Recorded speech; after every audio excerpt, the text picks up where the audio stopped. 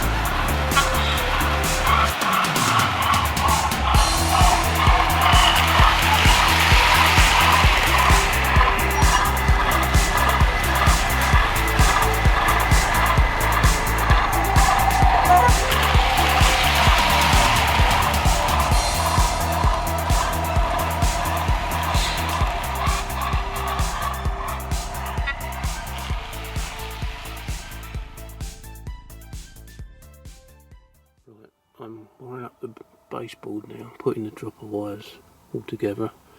I prefer to solder them because there's no contacts involved. It's effectively welding the wires together via solder, so there's less chance of any sort of open circuits or whatever through corrosion, because when you use push-on spades and other things, they become loose and they corrode and you get problems. It's no different to fish plates on the rails, so much better to solder them all together in one sort of group and then join them to the bus wire. So that's what I'm doing.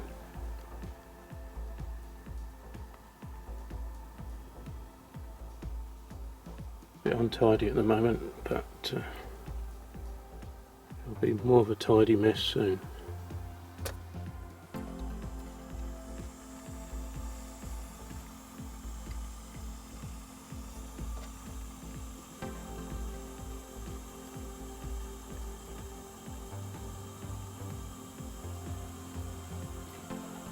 I've been soldering wires pretty much all my working life in my job, so I know how resilient a solder joint can be over a crimp or a terminal block.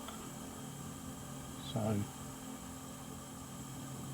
I tend to solder most things. I find it easier as well.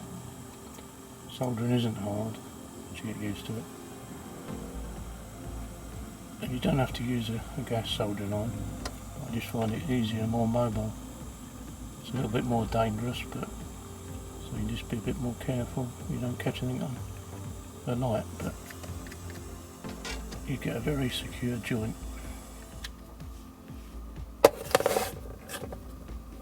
Electrically and mechanically, so I can't recommend it enough really. It's worth practicing soldering to get used to doing it. I suppose it also saves money, you don't have to buy crimps and other bits and pieces.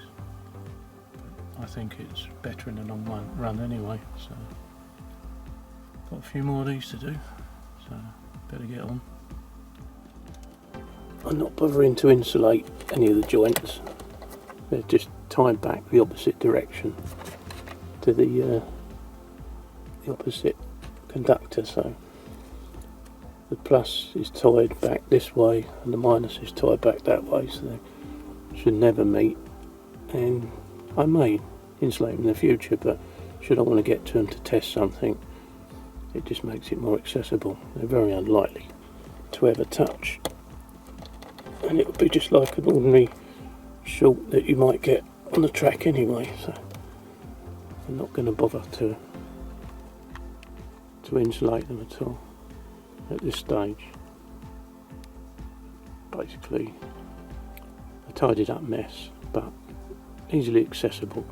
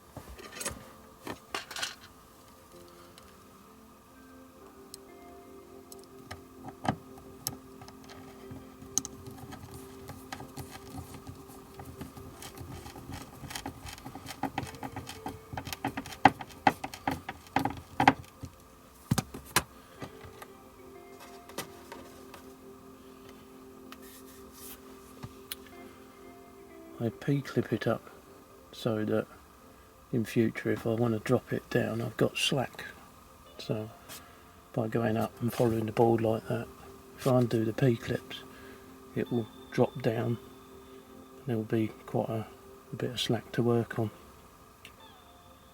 It's a bit out of shot, but if I tilt back, yeah, sort of just the P-clip. Excuse me. Yeah, so I P-clip it here and I P-clip it down the frame. So there's about 3 P-clips. If you remove them it drops down with slack to work on. So It's a bit difficult to show you what I'm doing upside down, so hopefully you appreciate it's a bit difficult with the camera work, but hopefully gives you a little idea of what I'm up to underneath the boards. It's not particularly tidy, but it's not a mess either really. So, and it's easily accessible, tucked out the way.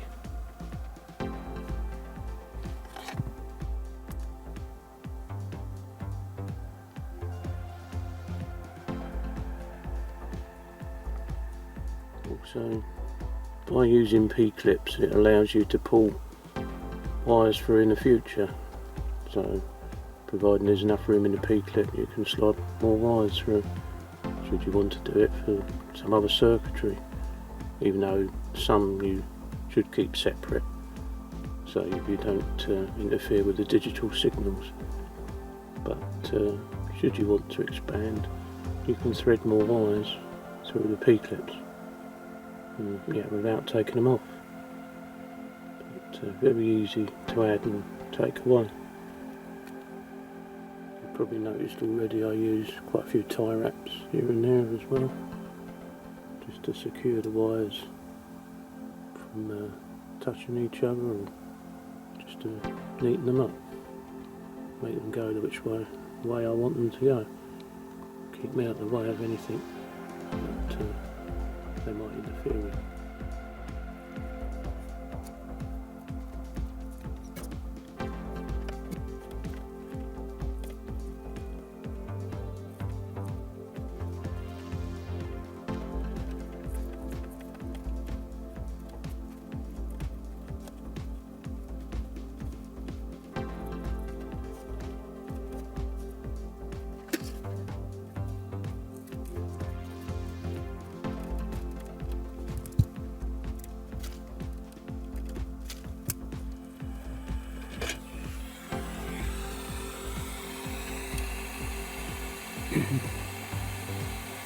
You want to do this with pretty good ventilation, because you get quite a lot of smoke and flux fumes coming off it. I tend to use some old-fashioned leaded solder that I've still got, because it's much better than the new stuff really, even though it's deemed to be worse. But I've been using this most of my working life, and it's so much easier. The silver based solder needs a higher temperature to melt and can be quite temperamental, so I prefer to stick with my old reel I've still got to give it a good heating, so it's thoroughly, solder's run thoroughly through it, and you know there's no dry joint, and the solder's penetrated right through the wires.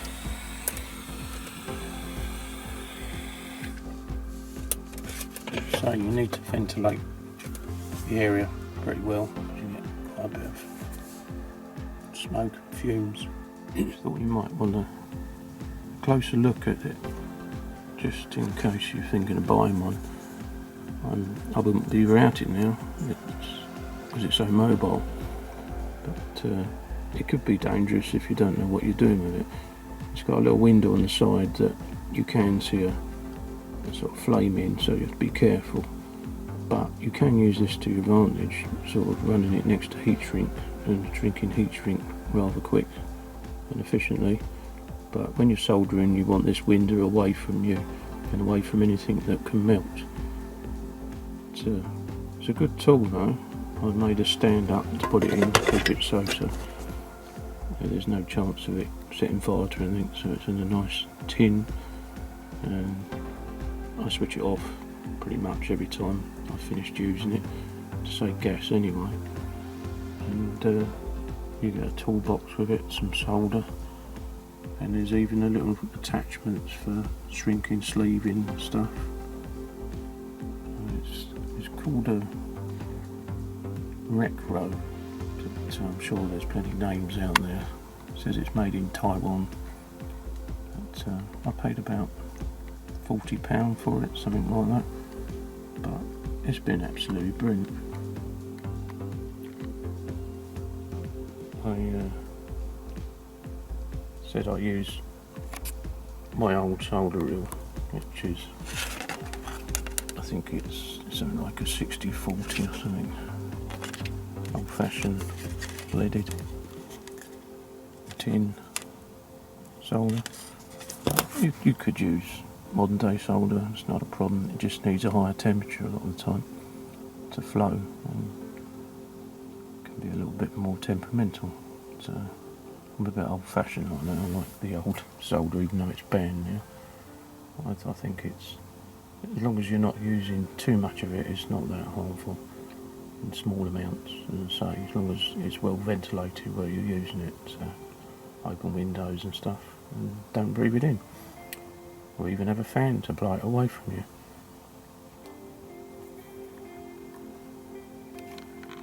Nearly forgot to say the gas you need is just, well, as you would put in a cigarette lighter, easily come by just a supermarket or whatever. It's just butane, so you just put some of that in it. It lasts you quite a long time, but you will need to top it up occasionally. But, and it's reasonably cheap. But I just like the versatility of it being so mobile, especially in places like where I'm working now underneath the baseboard. But as I say, you just have to be a bit more careful because you are dealing with a flame that's heating the tip. Even though it's in a housing, you just have to be a little bit more wary of it. And obviously you don't want to drop it, and like me, you might think it's a good idea to have a fire extinguisher in the loft. I think everybody should have a fire extinguisher. Very important. There's my one. It's a CO2 fire extinguisher, which in the event of anything catching fire up here that I can't deal with, I can get out of here, or at least have a go at putting it out. It shouldn't be a problem as long as it's only just a small fire. But I don't intend to have a fire, but you should think of these things.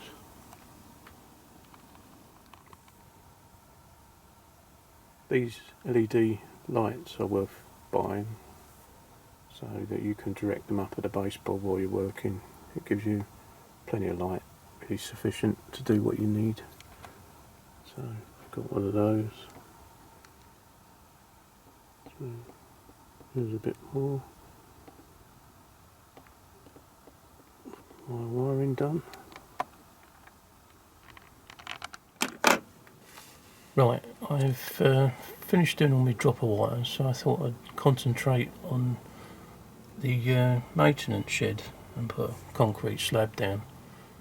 And just so you know how I've done this, it's a bit of an experiment, but I did it with a foam board, which is pretty good. Tends to look a bit like concrete on the edges, and there's a nice level to go between the tracks. So foam board, and also plasticard, black plasticard as well, which I built up between the tracks. I then painted it with a slate grey, and I used a sponge to do this, just so it's a stippled effect. And now it's dry, there was a gap, slight gap between the track and the concrete, and I've just filled that firstly with a bit of PVA and a syringe, and then some ballast from Wooden Scenics. I think it's just a grey ballast, really, a light grey ballast, probably medium PVA. Before I put the ballast in there, I brush it in and agitate it, keep it away from where I don't want it to go. Wipe off any excess PVA, because I just use neat PVA in the syringe, and then vacuum off any excess. And I've just been weathering it with Tamiya weathering colours, which I use soot, a bit of rust and a bit of, well, they call it snow, but just so it looks like paint's been spilt somewhere. Just oil and just general mess that you would get in a maintenance shed. I then use a bit of emery. I clean the rails with the emery, a very fine emery. You know, I don't like using track rubbers unless I have to. A very fine emery, and then rub down the surface, the painted surface, as well as the weathering, and you get a mottled effect that looks a bit like weathered concrete, really. And because the more you play about with it, the more random it looks.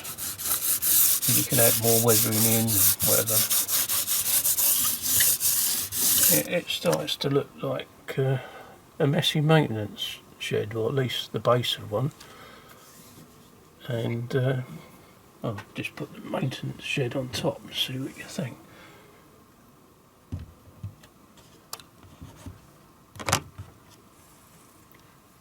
I go in for a bit of close up.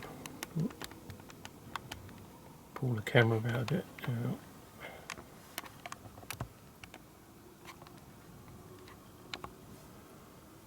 I don't know what you think, but it's definitely a start of a grimy maintenance shed. So there's quite a bit more I could do and add to this. So, but I just fancied a play about like you do in modelling, and a bit of an experiment really. But I think it's come out reasonably well. And if you look at the maintenance pits themselves, they don't look bad.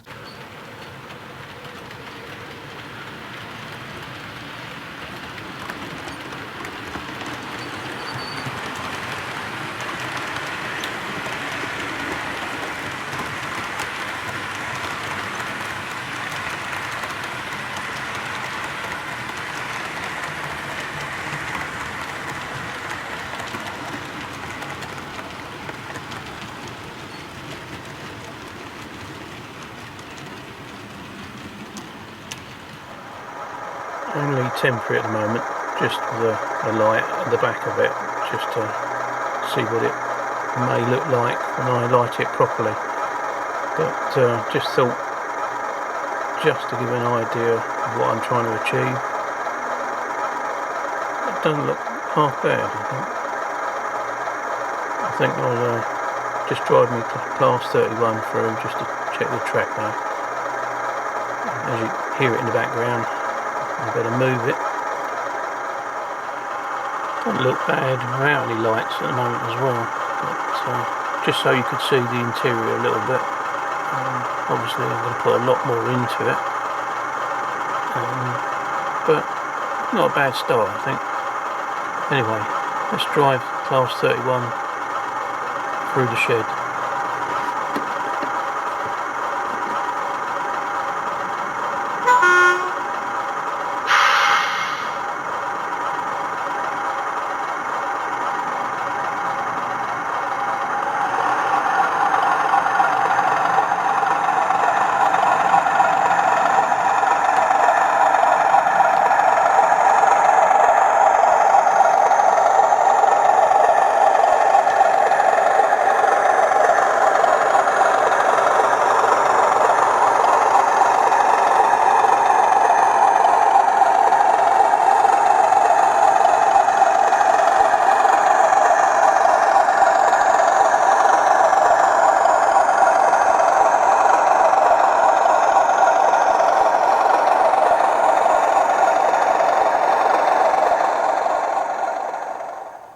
Right, just for the hell of it, I'm going to start my class 43 up and take it through the washer.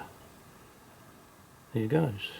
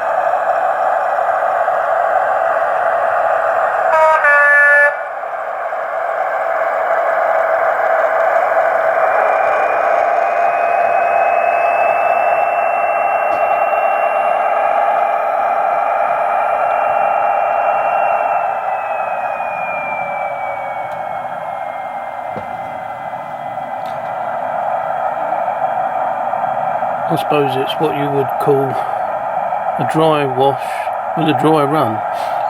It seemed to work alright. Might need to sort some of the track out,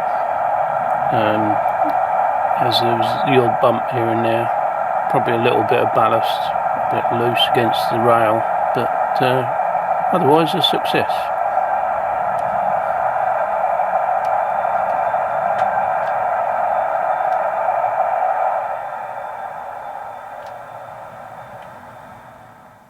Right, I'm just preparing to spray some plastic cable trunking, which some of it I make myself and some's from 10 Commandments. So I just put it on a bit of cardboard with some double-sided tape so it don't move, and then just spray it as sort of a grey sort of, really, just so it's all uniform. I find this cable trunking sort of a better proportion than some others. Some look a bit too big scale wise. These aren't too obtrusive, and they look more in keeping with the size of the cable trunking boxes, you know, the relay boxes and that. So I'm just going to go and spray these now. Right, just come back from the shed after spraying them with a primer, or just a grey primer, nothing special. So the ones I bought from 10 Commandments, oh, lens cap getting in the way, they're sort of matching in with the ones that I've just made from plastic square section. And so if I place a cable junction box next to them, which I'll do,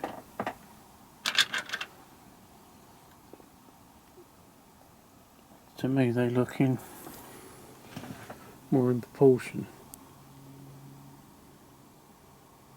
So I'll be adding that along the side of the line just outside the TMD. Get that in before I get carried away with the ballasting. That and some orange piping underneath the track. That's one of the next things to do.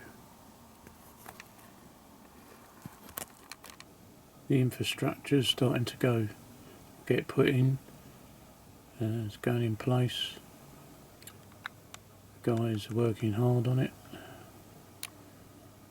and so am I.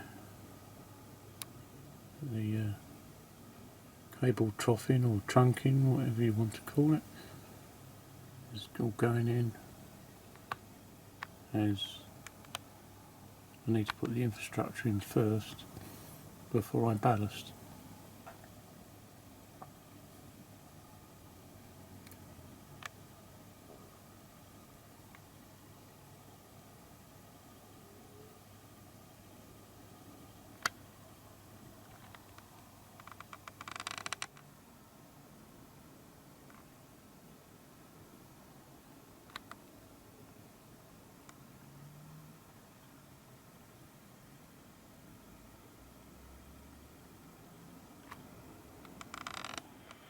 The orange piping that goes underneath the lines, I just simply used some 1602 wire, orange. Does a good job, don't need nothing else really. Once the ballast is around it, you wouldn't know it was anything other than a bit of plastic going across. I use some of my sort of homemade trunking mixed up with some stuff from 10 Commandments and cable boxes and stuff.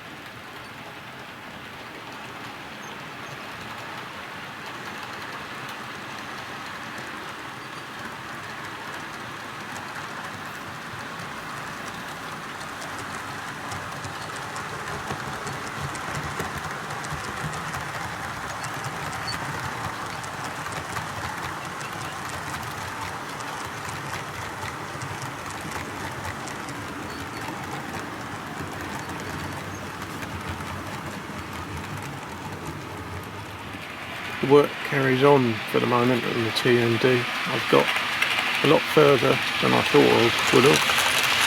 I've had a bit more time. Weather's turned bad, so I've got a bit more time in the lot. There's a lot of trains moving around now, so it's a bit noisy, but there is a speed limit going past the TMD due to the work that's being carried out.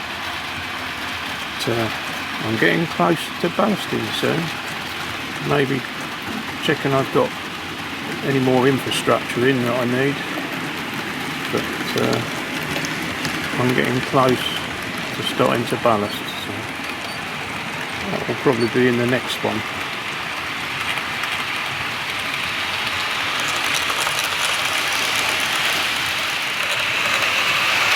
I'm just still putting in some cable trunking, so there's still a lot of work being done there in the TMD.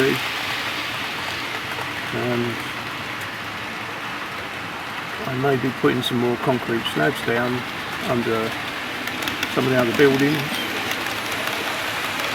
just generally checking I haven't forgot anything.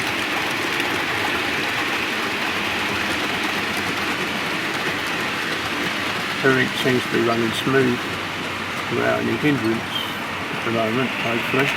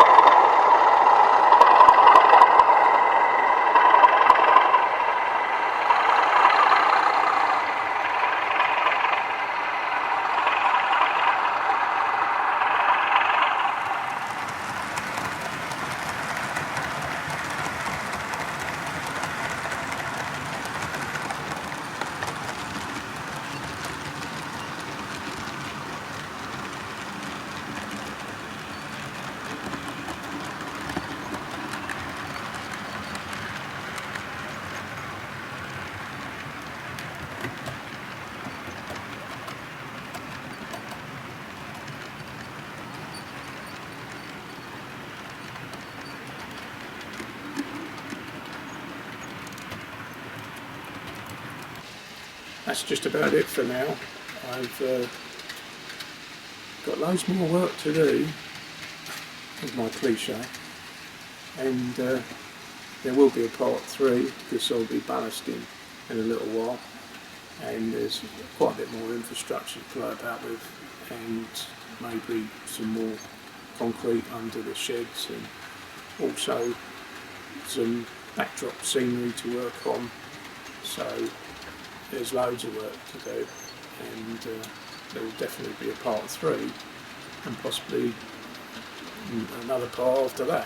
We'll see how we go, but I might decide to work on another part of the layout just for a change, rather than just concentrating on the TMD, and then maybe the ideas will flow in for me to alter certain things as I'm going on the TMD rather than rush it and finish it too quick. But thanks for joining me, thanks for subscribing, and I hope you enjoyed it, and I'll see you next time. Thanks very much. Bye for now.